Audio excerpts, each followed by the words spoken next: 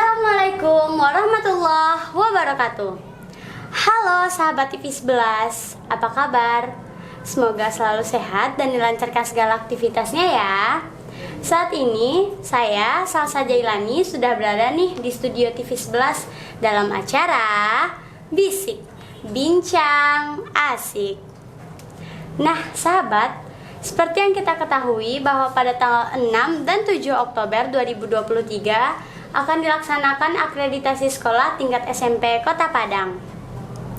Saat ini dari tim penilainya sudah berada nih di studio TV 11, yaitu Bapak Syafril SPD. Langsung kita sapa aja yuk.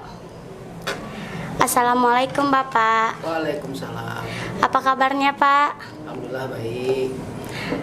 Kalau boleh tahu kegiatan Bapak akhir-akhir ini apa saja Pak? Maksudnya kegiatan akreditasi sekolahnya atau kegiatan keseharian Bapak ini? Keseharian Bapak juga boleh. Oh iya, kalau akhir-akhir ini sudah 1 minggu ini Bapak di Padang, itu melaksanakan presentasi sekolah ke 5 buah sekolah yang sudah selesai, baru 3 buah sekolah ini.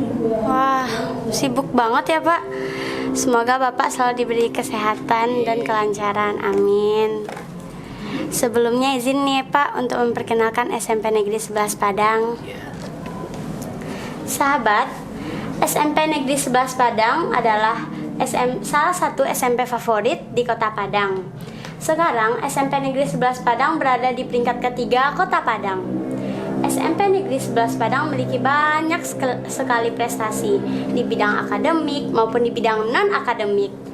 Salah satu prestasinya yaitu dengan adanya TV 11 ini loh. TV 11 merupakan program kerjasama dengan SMK 1 Padang Panjang, dan TV 11 memiliki banyak sekali program. Salah satunya yaitu Bisik Bincang Asik. Kita langsung balik ke topik aja ya Pak. Ya. Setahu Salsa nih Pak, akreditasi itu adalah penilaian tentang sekolah. Benar gak nih Pak? Atau mungkin ada tambahan karena Salsa sama sahabat di rumah juga masih awam. Iya betul, ini penilaian tentang mutu sekolah. Jadi walaupun ini namanya penilaian, tentu ini tujuannya adalah bagaimana sekolah itu berbenah supaya dia peningkatan mutunya itu lebih baik dari yang sudah dicapai. Jadi intinya itu, jadi penilaian itu maksudnya kita bukan orientasinya nilai, tapi orientasinya adalah bagaimana sekolah ini bisa berbenah. Jadi kami nanti akan melihat, mencatat, mendata sesuai dengan informasi yang kami dapat dari teknik penggalian data yang sudah dilaksanakan di sini selama 2 hari. Jadi nanti kami akan berikan laporan itu akan nanti dibalikkan ke sekolah, yang itu adalah sebagai bahan bagi sekolah, bisa dipakai sebagai bahan bagi sekolah dalam rangka membuat program perbaikan di sekolah. Sehingga sekolah ini tentu menjadi lebih baik. Oh, jadi gitu ya Pak. Berarti akreditasi itu bukan penilaian aja, tapi untuk memperbenah diri sekolah itu. Supaya sekolah itu lebih baik lagi dari yang sudah baik. Iya. Lama masa berlaku akreditasi itu berapa Pak? Kalau dulu kan 1 kali 5 tahun sudah diperpanjang. Kalau sekarang ini ada kebijakan pemerintah, itu pemberlakuannya tetap 5 tahun. Tapi setelah 5 tahun, kalau seandainya tidak ada progres yang berarti peningkatan yang terjadi di sekolah, nah itu bisa saja diperpanjang. Tapi kalau umpamanya ada perubahan, baik perubahan peningkatan atau mungkin penurunan, apalagi ini penurunan, kalau penurunan terindikasi penurunan sesuai dengan database dari pemerintah, nanti otomatis nanti akan dilaksanakan visitasi ulang. Tapi misalnya kalau umpamanya stuck, misalnya tidak ada perubahan, menurut sekolah pun sudah meyakini bahwa sekolahnya belum ada progres yang berarti, kalaupun dilaksanakan visitasi tetap mungkin nilainya sama, ini mungkin bisa diajukan perpanjangan. Tapi juga bisa diperpendek jangka waktunya dari 5 tahun itu, bisa saja 2 atau 3 tahun, bisa lagi divisitasi. Tapi itu berdasarkan permintaan dari pihak sekolah. Misalnya pihak sekolah sekarang dapat nilainya misalnya B. Jadi setelah berjalan 2 tahun, pihak sekolah setelah dia menganalisa sekolahnya sendiri, mungkin sudah ada kemajuan. Jadi bisa saja pihak sekolah sebelum 5 tahun bisa mengajukan permohonan untuk dilakukan visitasi ulang kembali di sekolahnya. Artinya sekarang lebih fleksibel, bisa jadi lebih cepat atau bisa jadi lebih lambat. Hal yang mempengaruhi akreditasi itu apa saja, Pak? Maksudnya mempengaruhi yang Dinilainya dari sekolah. Sekarang kalau dulu kan ada 8, kalau sekarang sudah diperkecil apanya. Itu ada 4 komponen. Itu pertama tentu mutu lulusan. Bagaimana sekolah ini nanti melahirkan lulusannya itu yang memiliki kompetensi yang dibutuhkan di zaman sekarang ini. Contohnya ini kan ada prokes seperti ini itu ini adalah menyiapkan anak-anak yang memang untuk bisa berorientasi ke masyarakat. Jadi yang selama ini kan akademik saja kan atau pengetahuan. Sekarang ini keterampilan soft skill namanya ini ya, keterampilan berbicara atau hal lain. Dan ini yang sangat dibutuhkan oleh anak-anak kita sekarang seperti kamu ini kan. Kemudian nanti juga ada penilaian proses pembelajaran, bagaimana proses pembelajaran di kelas oleh guru-guru, pembiasaan di sekolah, sehingga orientasinya memang anak itu menjadi anak yang bermutu. Nah, jadi mutu anak itu nanti adalah berorientasi kepada kebutuhan dalam kehidupan masa depannya.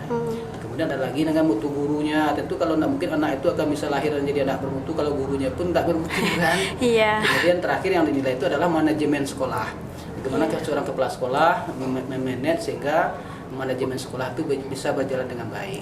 Itu lingkungan sekolah juga dinilai kan, Pak? Itu termasuk sarana prasarana namanya, itu termasuk dalam manajemen sekolah. Bagaimana kepala sekolah memfasilitasi anak-anak itu bisa belajar dengan sarana prasarana yang mencukupi. Contohnya ini kan sarana prasarana ini kan. Lingkungan itu juga sarana itu, misalnya kalau tidak ada lapangan untuk melaksanakan kegiatan, tentu tidak bisa melakukan pembiasaan positif kepada anak-anak kan. Jadi makanya lingkungan sekolah pun termasuk. Bahkan lingkungan sekolah pun bukan saja dipakai secara teknis, tapi suasana lingkungan yang indah, yang menyenangkan itu juga akan mempengaruhi bagaimana proses belajarnya. Di sekolah itu. Makanya lingkungan juga penting. Oh iya. Jadi gitu ya sahabat. Akreditasi itu sangat penting bagi sekolah. Karena kalau kita mau masuk SMA juga bisa loh dari akreditasi ini. Prosedur atau langkah-langkah dari kegiatan akreditasi itu apa saja, Pak? Ya, kalau prosedur di sekolah namanya visitasi itu ya. Visitasi itu adalah kunjungan dari asesor ke sekolah dalam rangka menggali data ya. Data dari sekolah nanti akan dijadikan sebagai bahan masukan sehingga nanti bisa lahir prediksi nilai yang akan diperoleh dari sekolah itu kan. Ini ada 3 caranya, 4 malah ya. Yang pertama ada wawancara. Itu makanya kan kamu lihat tadi kan Bapak wawancara dengan guru, dengan komite, bahkan dengan teman kamu sendiri kan. Nah, kemudian ada lagi telah dokumen namanya. Dokumen-dokumen yang ada di sekolah ini, baik RPP, dokumen pembelajaran, dokumen manajemen sekolah, itu Bapak telah tapi ini tidak juga di sekolah saja itu, karena ini dokumen itu sudah ada diunggah oleh kepala sekolah bersama operator melalui Sispena. Jadi sebelum Pak berkunjung ke SMP 11 ini, Bapak sudah tahu itu banyak dokumen yang sudah Bapak lihat. Kemudian yang terakhir, bukan yang terakhir, yang ketiga itu sesi observasi. Observasi itu ya seperti inilah. Dia Pak mengunjungi prokes ruang prokes ini. Ya, ini kan satu bahan masuk observasi ya Pak, ini sebagai masukan bagi Bapak nanti untuk membuat peringkat nilainya. Termasuk observasi sarana yang lain, ada pustaka, musala, labor, ruang kelas, termasuk observasi yang baru saya selesai itu adalah observasi pembelajaran di kelas. Kemudian terakhir itu baru angket. Angket itu tadi baru aja teman-teman kamu sudah melaksanakan pengisian link yang Bapak berikan. Itu pertanyaan angket yang nanti link juga nyambung dengan link Sispena Bapak. Atau Sispena sistem penilaian akreditasi. Sistem penilaian asesor. Ya. Akreditasi yang dimiliki di sekolah juga ada Sispenanya. Nah, jadi itu Sispena sekolah itu juga ada, yang Bapak sebagai asesor juga ada Sispenanya. Kalau akreditasi ini tuh berpengaruh buat siswa, guru, dan lingkungan kan Pak? Semuanya, karena kan sekarang ini Bapaknya sampaikan nanti juga perlu ini ya jadi bahan referensi lah bagi kawan-kawan, termasuk guru. Yang dikatakan sekolah bermutu itu sebenarnya adalah sekolah yang bisa melahirkan murid bermutu. Nah, kalau murid bermutu pasti gurunya bermutu itu. Pasti proses pembelajarannya juga bermutu. Pasti manajemen kepala sekolahnya juga bermutu. Tapi kalau umpamanya manajemennya bermutu, kalau tidak bisa melahirkan murid bermutu, nah ini harus dipertanyakan, harus dievaluasi. Nah, makanya kuncinya itu saja ya. Jadi sekolah bermutu itu adalah sekolah yang memang muridnya atau lulusan yang Lulusan bermutu, Iya. gurunya juga bermutu, lingkungan bermutu. Iya. Kalau hasil penilaian akreditasi ini dalam bentuk angka atau presentase, Pak? Kalau apa kan ada 4 tingkatan, A, B, C, nah, yang paling bawahnya itu E. Jadi E ini tidak terakreditasi. Kalau C itu terakreditasi dengan nilai terendah. Kemudian nilai B tertingginya nilainya A. Jadi dalam nilai peringkat yang 4 tadi itu, pengkategorian tadi itu juga ada poin nilai yang juga bisa dilihat di sana. Misalnya ada yang istilahnya A-nya A gemuk, karena nilai A itu 91, sekian itu A nilainya. Iya. Kalau 99, sekian atau 100 juga A. A besar. Iya.